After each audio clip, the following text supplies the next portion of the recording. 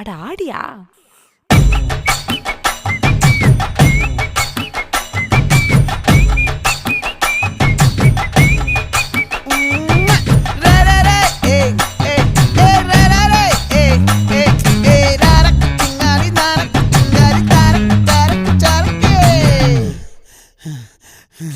விளைஞ்சிருக்கும் என் வெத்தலை கொடி, அட வளைஞ்சிருக்கும் ஒரு சன்னல் வெடி.